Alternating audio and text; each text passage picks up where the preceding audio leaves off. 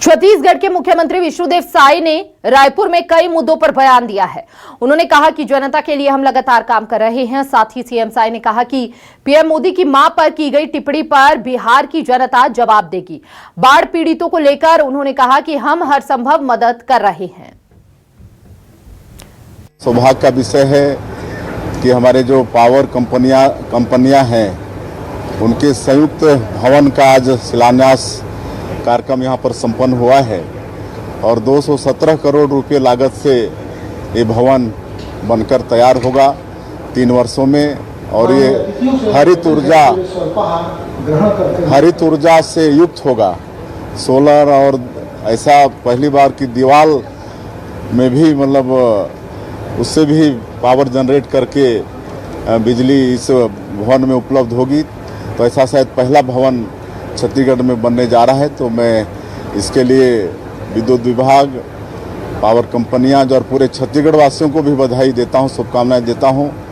और इस भवन के बनने से निश्चित रूप से उपभोक्ताओं को और हमारे पावर कंपनियां के जो अधिकारी हैं उनको भी लाभ होगा। बिल्कुल माननीय प्रधानमंत्री जी ने सही कहा है। और जिस तरह से बिहार के अंदर दरभंगा के कार्यक्रम में माननीय प्रधानमंत्री जी की मां को लेकर कांग्रेस और आरजेडी के लोगों के द्वारा जो अभद्र शब्दों का व्यवहार मतलब उपयोग किया गया है, ये घोर निंदनीय है। इसकी जितनी भी निंदा की जाए कम है।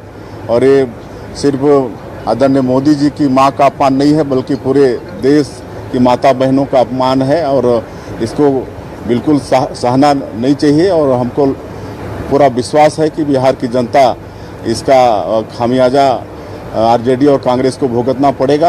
अभी बस्तर में अतिवृष्टि के कारण जो बाढ़ की स्थिति बनी और ये 90 वर्षों का रिकॉर्ड टूटा है। और उसके बाद हम विदेश प्रवास में थे, तो वहीं से वर्चुअल बैठक लेकर 2 बार अधिकारियों को निर्देशित किए कि पीड़ित लोगों के लिए उचित व्यवस्था की जाए, शिविर की व्यवस्था की जाए, भोजन की व्यवस्था की जाए, जो उनकी हानि हुई है, पशु हानि और भी उसकी सबकी क्षतिपूर्ति की जाए। और वहीं से वर्चुअल बैठक भी किए। माननीय केदार कश्यप जी स्वयं जाकर अवलोकन किए। और हम विदेश यात्रा से लौटने के बाद सबसे पहले वहां पर गए और दंतेवाड़ा के अंतर्गत जो पीड़ित मोहल्ले हैं, सब मोहल्लों में लोगों से जाकर मिले, शिविर में गए। और जो शासन के तरफ से प्रयास हुए हैं, पहले तो 43 कैंप वहां पर लगाए गए थे, लेकिन जैसे बाढ़ का पानी कम हुआ, सब लोग अपने घरों में वापस गए हैं। और अभी भी शिविर से सबको भोजन पहुंचाया जा रहा है। और उनकी जो भी क्षति हुई है RBC 64 के तहत, अगर कच्चा मकान है तो 1,20,000, पक्का मकान है तो 1,30,000। और जिनको आंशिक क्षति हुई है मकान का, RBC 64 में 4,000 था, तो हमने मुख्यमंत्री राहत कोष की तरफ से फिर से 6-6 हज़ार का ऐलान किया है।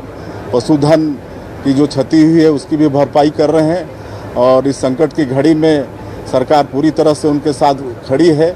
और जनता पूरी तरह से सरकार के प्रयासों से संतुष्ट है। और जो भी अच्छा होगा, मैं तो अभी थोड़ा कह रहा हूं, लेकिन वहां पर और भी जो कंपनियां हैं, जो भी वहां के लोग हैं, वहां के अधिकारियों ने 1 दिन का अपना वेतन डोनेट किया है।